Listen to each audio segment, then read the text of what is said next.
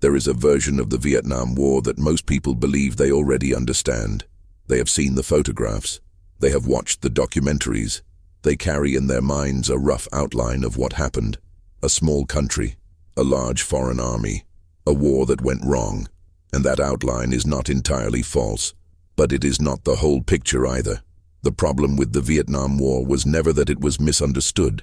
The problem was that it was misrepresented, systematically and from the beginning, by the people responsible for fighting it, by the institutions that funded it, and by the machinery of reporting that was supposed to explain it to the public. The soldiers who came back and said nothing were not just traumatized. Some of them were protecting information that had no place to go. There were no forms for what they had seen. There were no debriefings designed to capture what they actually knew. The official record moved in one direction, and the lived experience moved in another, and between those two things there was a silence so large that it became its own kind of story. This is that story, not the version with heroes and clear moral lessons. Not the version where American soldiers are either monsters or victims. This is the version that stayed quiet for decades, the one that soldiers carried home in their bodies and their sleep, the one that surfaces in fragments in VA transcripts and declassified documents and the private memoirs of men who never intended to publish anything. This is what happened when a war continued past the point where anyone could clearly say what it was for. The United States military entered Vietnam with a theory. The theory was that communism spread like a disease, and that if one country fell to it, neighboring countries would follow. This was called the domino theory, and it was stated openly and with great confidence by American presidents and their advisors throughout the late 1950s and into the 60s.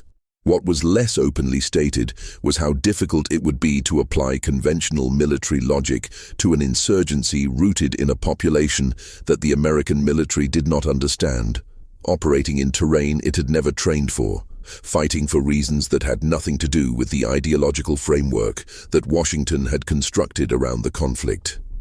The soldiers who arrived in country were told they were fighting communism. Many of them quickly realized they were doing something far more complicated and far less definable than that.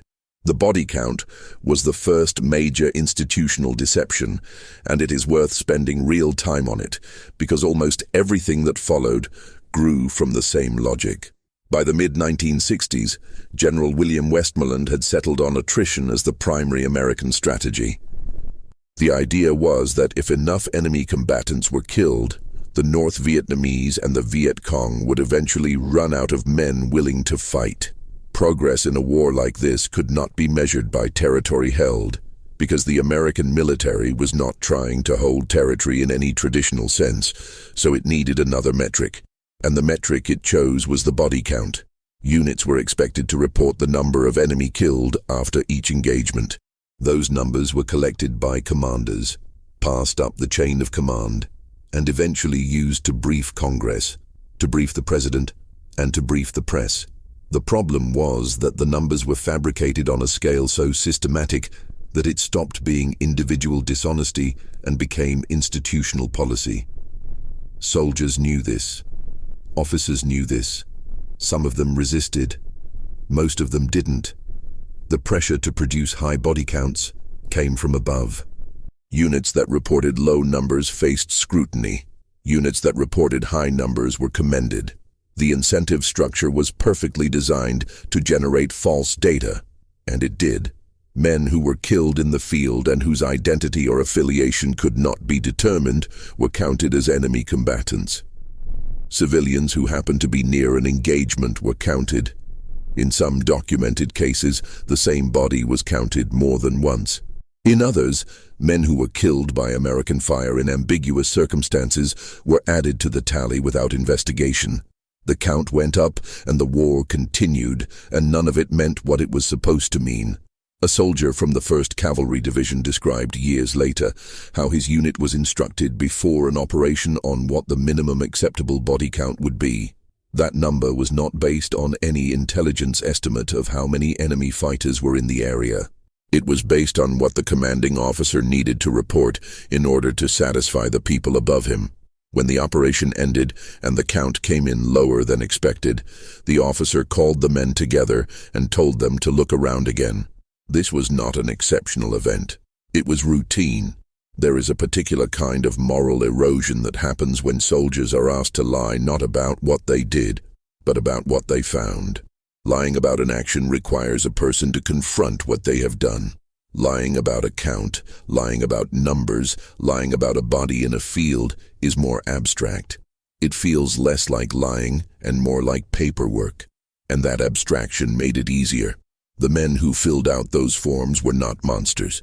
They were people adapting to a system that rewarded false information and penalized accuracy. Over time, the adaptation became invisible. It became the way things worked. The second thing that soldiers refused to talk about, and here we are moving into territory that was more actively suppressed rather than simply ignored, was the practice that came to be known within military circles as the killing of prisoners. Not battlefield deaths, not combat casualties, the killing of men who had already been captured. This happened. It happened more than the official record acknowledges, and it happened for reasons that were partly individual and partly structural. The structural reason was logistics. American units operating in remote areas, conducting long-range patrols, air assaults into contested zones, could not always carry prisoners. They lacked the personnel to guard them, the transportation to move them, the communication capacity to arrange a handoff. A prisoner in that context was a problem. The decision of what to do with that problem was left to men in the field, men who were exhausted and frightened and operating with minimal oversight. And some of those men made decisions that they carried home with them in silence. The individual reason was simpler and darker. Some soldiers killed prisoners because they wanted to, because they had watched friends die, because they had stopped sleeping, because they had been in the country long enough that the categories of enemy and civilian and combatant had collapsed into a single undifferentiated threat, and killing felt like the only available response to a fear that had no other outlet. This is not an excuse. It is a description. The Army's own internal investigations, many of which remained classified for decades, documented hundreds of incidents that could not be described as combat deaths. Some of those investigations went nowhere. Some resulted in courts-martial. Many resulted in findings that were buried in files that no one was authorized to read. The soldiers who participated in these events did not, for the most part, confess them publicly. Some told their therapists. Some told their wives in fragments. A few told journalists decades later, when the passage of time had made confession feel more possible. Almost none of them were ever officially held accountable. The third area of systematic silence involves the civilian population of South Vietnam, and specifically, the way in which American military operations repeatedly classified civilian casualties as enemy kills, civilian settlements as hostile infrastructure, and civilian resistance as evidence of enemy infiltration. This was not simply a matter of individual soldiers misidentifying targets in the fog of war. It was policy. The concept of free fire zones, which the military preferred to call specified strike zones, designated certain areas of the country as places where anything that moved could be shot. Civilians were officially warned to leave these areas before they were designated. In practice, many civilians had nowhere to go. They were farmers. They were old people. They were families who had lived in the same villages for generations. The warning systems were inadequate, the timelines were compressed, and the enforcement of the boundaries was handled by men in aircraft who could not always tell a field worker from a fighter. When civilians died in free fire zones, they were frequently counted as enemy combatants. The body count went up. The briefings continued. The village of My Lai is the incident that people know because it became impossible to suppress. In March of 1968, a company of American soldiers under the command of Lieutenant William Calley entered a hamlet in Quang Ngai province and killed somewhere between 300 and 500 unarmed civilians, women, children, and old men. The killing took several hours. It was methodical. It was witnessed by dozens of American soldiers, and for over a year, it was covered up. The initial after-action report listed the civilians as enemy combatants. The unit received a commendation. It was a soldier named Ron Riddenhauer, who had heard accounts of the massacre from fellow soldiers, who eventually forced the army to investigate by writing letters to members of Congress. The investigation confirmed what had happened. Callie was the only person convicted. He served 3 years of house arrest before being pardoned. What people discuss less is that My Lai was not unique in kind. It was unique in scale, and in the fact that it became public. There were other villages. There were other operations that resulted in the deaths of civilians who were then reclassified in the paperwork. Some of those incidents were investigated and quietly closed. Some were never investigated at all. The soldiers who participated in them or witnessed them returned to the United States carrying knowledge that had no legitimate outlet. The Veterans Administration was not equipped to process what they were describing. The psychological language for understanding the moral injury of having participated in atrocities against civilians did not yet exist in clinical form. So they were quiet, or they drank, or they became people who could not explain to anyone around them why they were the way they were. The fourth set of silences involves the use of chemical agents, and this is an area where the gap between official statements and operational reality was particularly wide.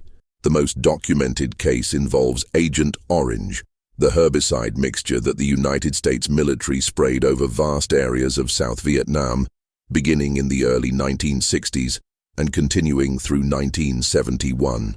The stated purpose was defoliation, stripping the jungle cover that provided concealment for enemy movement. The unstated reality was that Agent Orange contained dioxin, one of the most toxic compounds ever synthesized, and that the people most heavily exposed to it were not just Vietnamese civilians, but American soldiers. The military knew there were questions about the safety of the compounds being used.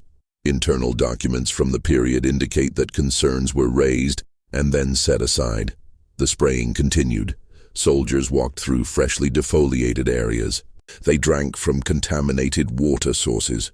Some of them bathed in rivers that ran through regions that had been treated. They were not told what had been sprayed or what the potential health effects were. When they came home and began to develop cancers and neurological conditions, and when their children were born with abnormalities, the response from the government was denial. The chemicals were safe. The exposure was insufficient to cause harm. The link between Agent Orange and the conditions these veterans were experiencing could not be established. It took decades of legal action and congressional pressure before the Department of Veterans Affairs began to acknowledge presumptive service connections for Agent Orange-related conditions. Many of the men who were exposed died waiting for that acknowledgement. Many of their children grew up in households shaped by illnesses that were never officially attributed to anything. The use of napalm is another area of chemical reality that was managed very carefully in the official record. Napalm, a mixture of aluminum salts and naphthenic and palmitic acids that adhered to surfaces and burned at extremely high temperatures, was used extensively throughout the war. Dropped from aircraft onto targets that included, with documented regularity, civilian areas. The military's position was that napalm was a legitimate weapon used against legitimate military targets. The soldiers who dropped it and the soldiers who operated in areas where it had been used knew the reality was more complicated. They knew what it did to people. They knew it did not distinguish between a supply depot and a village. The fifth category of suppressed experience involves the fragging incidents, which are so extensively documented at this point that they cannot be denied, but which the military for many years treated as exceptional events rather than as symptoms of a systemic breakdown. Fragging referred to the killing of officers by their own men, most commonly through the use of fragmentation grenades, which gave the practice its name, though firearms and other means were also used. The term entered common usage among troops in Vietnam by the late 1960s, which tells you something about how widespread the awareness of the practice was. The documented cases number in the hundreds. The estimated actual number is considerably higher because many fragging incidents were reported as combat deaths or accidents. The conditions that produced fragging were not mysterious. They were the conditions of a war that had lost coherence. Officers who ordered men into operations that seemed pointless or suicidal. Officers who inflated body counts by pressuring their units to take unnecessary risks. Officers who maintained a commitment to aggressive tactics long after the men under their command had concluded that those tactics served no legitimate military purpose. Those officers were sometimes killed by the people they commanded. This is a fact that military institutions find extraordinarily difficult to incorporate into their self-understanding, because it represents the complete dissolution of the chain of command, which is the foundational structure on which military organization depends. The soldiers who participated in fragging incidents, and more broadly, the soldiers who witnessed the deterioration of unit discipline and command authority that made fragging possible, came home with knowledge of something that the official story of the Vietnam War could not accommodate. The official story required that the military had functioned as a military, that the chain of command had held, that the problems of the war were strategic and political rather than internal. The soldiers knew differently, and they were, for the most part, quiet about it. The sixth area involves the drug use, which is acknowledged in the general historical record, but whose depth and institutional consequences are still not fully absorbed. By the late 1960s, heroin was available in South Vietnam at a purity level and a price that had no equivalent in the United States. A soldier could purchase high-grade heroin for a few dollars. The supply was enormous, and the demand, among men who were bored, frightened, morally confused, and operating in a context that had stripped away most other forms of relief, was substantial. The military's response was initially denial, and then, as the scale of the problem became impossible to ignore, a combination of punishment and inadequate treatment programs. Soldiers who were caught with drugs faced courts-martial. Soldiers who were addicted and had not been caught faced returned to the United States with no support structure for what was going to happen when the supply disappeared. The heroin addiction crisis among Vietnam veterans in the 1970s was directly connected to these conditions. The VA was not prepared for it. The country was not prepared for it. And the veterans who were struggling found themselves in a political environment that was not particularly interested in understanding the difference between addiction that developed in a combat zone under specific institutional conditions and the kind of addiction that the public understood from domestic drug narratives. The soldiers who came home addicted rarely talked about how it had started. The stigma was too large, and the context was too difficult to explain. You would have to explain what it felt like to be 19 years old in a country where you had no idea who the enemy was, operating on instructions that seemed to change weekly, watching people die in ways that served no purpose you could articulate. You would have to explain what it felt like when someone handed you something that made that stop, at least for a few hours. Most of them did not try to explain. They just lived with it. The seventh silence involves what happened on the borders, specifically the operations conducted in Cambodia and Laos that the American government officially denied for years. The bombing of Cambodia, which began in 1969 under the Nixon administration, was conducted under strict secrecy. The pilots who flew those missions were given falsified coordinates. The after-action reports listed strikes inside South Vietnam. The records were altered. The people dropping bombs on Cambodia were not in Cambodia, according to any document that would be shown to Congress or the press. The soldiers who operated in Laos, as part of the Studies and Observations Group, the classified special operations program that sent teams into Laos to monitor the Ho Chi Minh Trail, operated under similar conditions of official non-existence. If they were captured, they were not officially there. If they were killed, the circumstances would be described in ways that removed any reference to where they had actually been. Some of them were captured and were not on any official prisoner of war list because their missions had never officially occurred. Their families were told things that were not true. Some of those families spent years trying to find out what had actually happened to people who had been erased from the record by classification. The men who came back from these operations could not talk about what they had done because what they had done was classified. They had signed agreements. They were bound by law and by the threat of prosecution. The silence was not voluntary in any meaningful sense. It was enforced, and it meant that the people around them, the wives and parents and siblings who were trying to understand why these men were the way they were, could not get any information that would help them make sense of what they were living with. The eighth area of systematic suppression involves the treatment of South Vietnamese allies, and specifically the contempt with which the ARVN, the Army of the Republic of Vietnam, was treated by American military culture at almost every level. The official story required that the ARVN be portrayed as partners in a shared effort. The soldiers knew that the relationship was more complicated. There were ARVN units that fought with genuine skill and courage. There were also ARVN units that were corrupt, that sold weapons and information, that operated with a different set of objectives than the American military assumed. There were also ARVN soldiers who had been conscripted, who did not particularly believe in the government they were fighting for, who saw the Americans as occupiers, even if they were nominally allied with them. The relationship was not the one described in the briefings. American soldiers who expressed the view that the ARVN was ineffective or unreliable were sometimes reprimanded for undermining the political narrative that required South Vietnamese forces to be portrayed as capable of eventually taking over the fight. The Vietnamization program under Nixon depended on that narrative. The soldiers who had worked alongside ARVN units and formed their own assessments could not, within official channels, report what they actually believed. The gap between the assessment and the official position was wide, and everyone in the field knew it.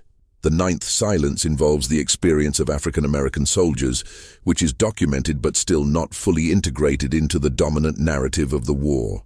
African American men were drafted at disproportionate rates relative to their white counterparts, partly because the educational deferments that protected many white men from the draft were less available to people who had attended underfunded schools in segregated communities. Once in country, African American soldiers faced a military that was deeply racially divided. The racial tensions that existed in American society in the late 1960s existed in Vietnam with additional intensity because the conditions of combat and confinement stripped away the social mechanisms that normally managed those tensions. There were documented incidents of racial violence between soldiers, confrontations in the rear areas, fights in the barracks, and in some cases killings that were attributed to combat. There were also documented disparities in the assignment of African American soldiers to frontline infantry roles, in the distribution of disciplinary action, in the rates of promotion, and in the willingness of the military justice system to protect African American soldiers who reported mistreatment. The African American soldiers who came home and tried to describe what they had experienced found an audience that was partly sympathetic and partly not. The anti-war movement had complex and not always respectful relationships with African American veterans. The mainstream narrative of the returning veteran did not center their experience.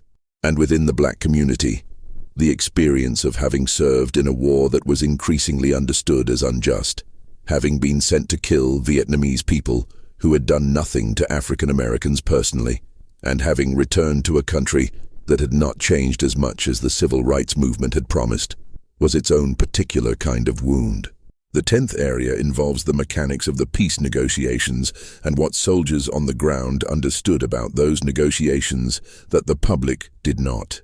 By the late 1960s, it was broadly understood within the military, at levels from enlisted men to senior officers, that the war was not going to be won in any conventional sense. The strategic logic of attrition had failed. The enemy was not running out of men. The body counts were fabricated. The pacification programs were not working. And yet the war continued. It continued partly because the political costs of ending it were, for successive administrations, higher than the political costs of maintaining it. And the men in the field were aware of this. They could feel the absence of any coherent military objective. They were conducting operations that served no strategic purpose that anyone could articulate. They were being sent on patrols that existed to justify the presence of their units, which existed to justify the continued funding of the war, which existed to justify the political decisions that had committed the United States to a course that no one knew how to exit. This is what soldiers mean when they describe the particular psychic damage of Vietnam as distinct from the damage of other wars. It was not simply the violence. It was the purposelessness. It was being asked to risk your life for an objective that could not be stated clearly, in service of a mission that everyone around you understood had failed, without any mechanism for expressing that understanding or acting on it without facing punishment. The 11th area of silence involves the Phoenix program, which was the CIA-coordinated intelligence and assassination program aimed at destroying the Viet Cong political infrastructure in South Vietnam. The program was officially designed to identify members of the Viet Cong's civilian shadow government and either capture, convert, or kill them. In practice, it was a program that operated with minimal oversight, relied on intelligence provided by sources with their own agendas, and killed a number of people whose actual connection to the Viet Cong was uncertain or non-existent. The soldiers and CIA personnel who worked within the Phoenix program were operating in a context of extraordinary moral ambiguity. They were conducting targeted killings based on intelligence that they were often not in a position to evaluate independently. The quotas that were established for the program created the same incentive structure as the body count. Units needed to show results. Results meant names on lists and people who were no longer alive. Whether those people had actually been members of the Viet Cong infrastructure was a question that was not always answered before they were killed. The people who worked in the Phoenix program, and who later tried to describe what they had done, faced a specific problem of framing. The program was officially a success. The official numbers showed that tens of thousands of Viet Cong infrastructure members had been neutralized. The soldiers who had done the neutralizing knew what the numbers represented. And it was not what the briefing slides said. Some of them talked. Some of them became vocal critics of the program. Most of them were quiet, partly because what they had done was classified, and partly because the full description of it had no acceptable place in American public discourse. The 12th silence involves the long-term psychological consequences that the military and the VA were systematically unprepared for, and which were, for many years, not acknowledged as legitimate medical conditions. The term post-traumatic stress disorder was not used until 1980, when it appeared for the first time in the Diagnostic and Statistical Manual. Before that, the condition went by various names: combat fatigue, shell shock, gross stress reaction, names that carried different weights and different levels of institutional legitimacy. Vietnam veterans who returned and found themselves unable to sleep, unable to maintain relationships, prone to explosive rage, prone to dissociation, prone to the vivid, intrusive memories that would later be recognized as flashbacks, were not, for the most part, offered treatment. They were told to move on. They were told they were weak. They were, in many documented cases, given honorable discharges that contained notations suggesting personality disorders, which served the institutional purpose of denying service connection for their conditions, which meant they were not entitled to VA benefits, which meant the cost of their damage was passed from the military to themselves and their families. The suicide rate among Vietnam veterans has never been precisely established because tracking it required the VA to acknowledge a connection between service and outcome that it was institutionally resistant to acknowledging. What is known is that the number of Vietnam veterans who died after the war by their own hand exceeds the number killed during it. The gap between those two figures is a measure of something that the official record does not contain. The 13th area involves the specific experience of prisoners of war, and not the experience that was most publicly discussed, which was the experience of American prisoners in North Vietnamese camps, but the experience of South Vietnamese prisoners, of Viet Cong prisoners held by American and South Vietnamese forces, and of the treatment of prisoners in ways that violated the Geneva Conventions. The South Vietnamese prison system, which operated with American awareness, and frequently with American logistical support, included facilities that were documented by journalists and human rights observers as sites of systematic torture. The tiger cages of Con Sun Island became briefly infamous when a congressional delegation visited them in 1970 and were photographed showing prisoners held in small cells in conditions that were plainly inhumane. The political response in Washington was to explain that the photographs were misleading.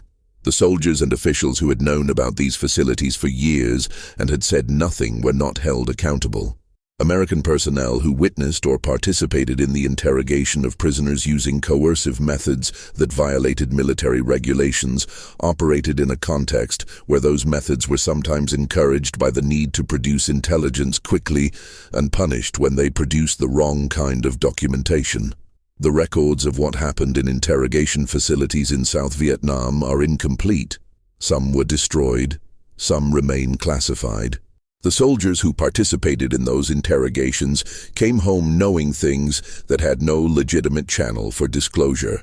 The 14th silence is about the air war, and specifically about what happened when pilots and crews returned from missions over North Vietnam and reported, or chose not to report, the gap between their targeting coordinates and the actual impact of their bombs. The strategic bombing campaign against North Vietnam was sold politically as a precision operation aimed at military targets. The planes flew at speeds and altitudes and operated under tactical constraints that made genuine precision in many cases impossible. Bombs fell on places they were not intended to fall on. Pilots knew this.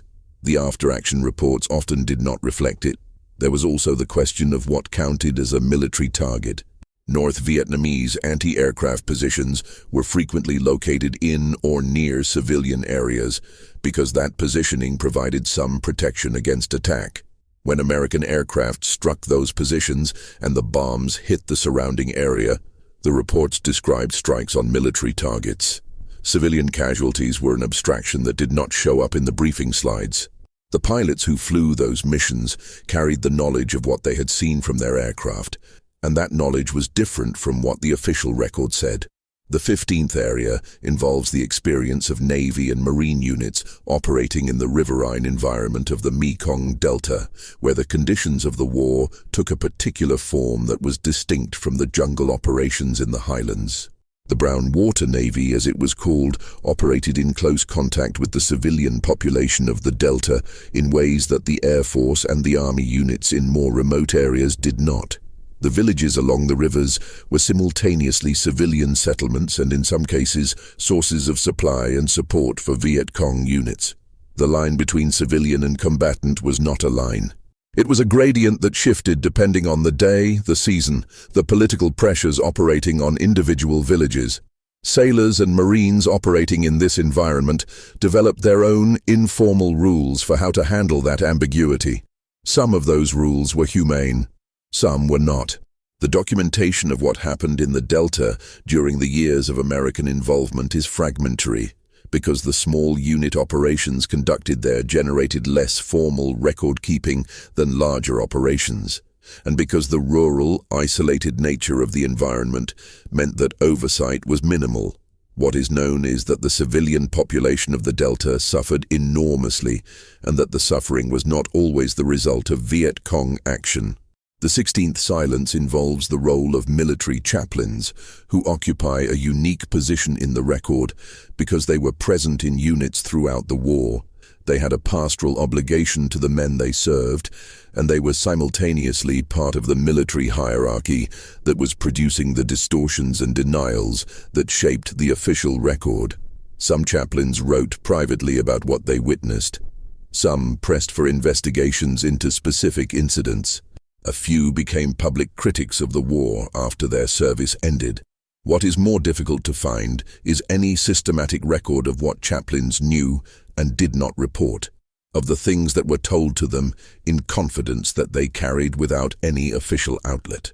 The pastoral confidence that protected soldiers when they spoke to chaplains also protected the military from the full account of what those soldiers had done and seen. This was not a conspiracy. It was the ordinary function of a religious institution operating within a military context, doing what it was designed to do, providing spiritual support to individuals without any mechanism for translating the aggregate of those individual confessions into institutional accountability. The 17th area involves the GI anti-war movement, which is documented but whose depth and organizational complexity is still not fully appreciated. By the late 1960s and into the 1970s, there was a significant organized resistance movement operating within the American military itself. Soldiers were publishing underground newspapers. They were organizing in the barracks. They were attending anti-war rallies in uniform. Some of them were working with civilians outside the military to document and publicize incidents of atrocity that they believed were being suppressed. The military responded to this with surveillance, with disciplinary action, and with the selective prosecution of soldiers who were visible in their dissent. The records of the Army's counterintelligence corps activities aimed at monitoring anti-war activity within the military have been partially released, and they document a surveillance operation of considerable scale. Soldiers who were identified as organizers faced harassment, negative fitness reports, undesirable discharge characterizations that would follow them for years, and in some cases, criminal prosecution.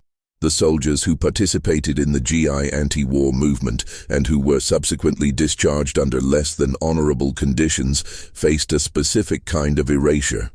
They had served. They had been in the country, they had witnessed what they were describing, and the discharge characterization that the military placed on their record denied them access to the benefits that would have acknowledged that service and would have provided support for the conditions that service had produced. They came home not as veterans in the formal sense, but as people the system had decided not to recognize.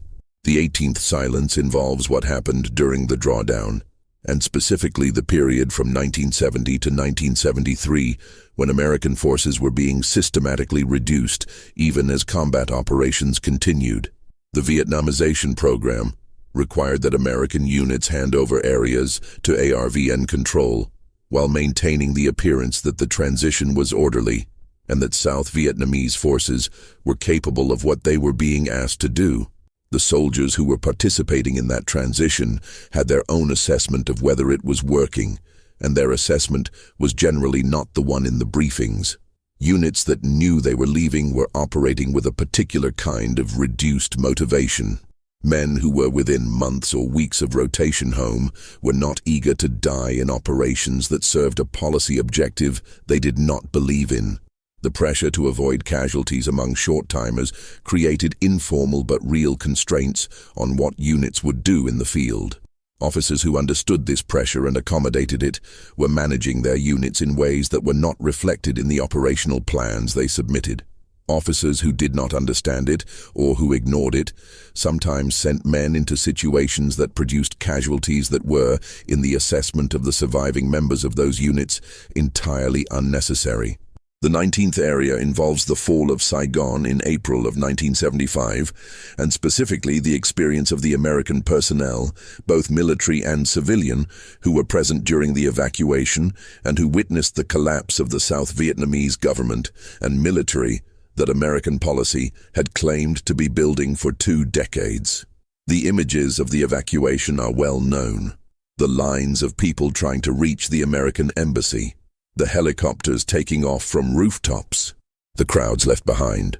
What is less discussed is the knowledge that American personnel carried out of Vietnam during those last days, the knowledge of what had been promised to South Vietnamese allies who had worked with American forces and intelligence services and who were now being left without the protection those promises had implied. Some of those people were evacuated, many were not.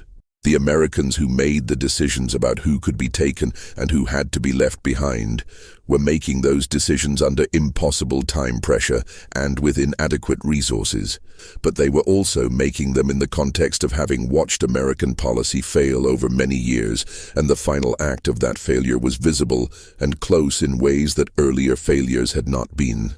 The South Vietnamese who had served with American forces and who were captured by North Vietnamese forces after the fall of Saigon were not treated as ordinary prisoners of war. They were identified as collaborators. Many of them were sent to re-education camps, where conditions were, by the accounts of those who eventually escaped or were released, severe. The American soldiers who had worked alongside these men and women, who had trained them and operated with them, and in some cases formed genuine relationships with them, came home with the knowledge of what had happened to the people they had been working with. There was no official acknowledgement of that outcome. There was no mechanism for processing the specific form of grief and guilt that knowledge produced. The 20th area of silence involves the journalists and the specific dynamics that developed between the military and the press corps in Vietnam. The early years of American involvement produced a journalism that was in many ways skeptical of official accounts and willing to report what reporters actually saw, rather than what the military told them they were seeing. Reporters like David Halberstam and Neil Sheehan filed dispatches that contradicted the official optimism coming out of Saigon.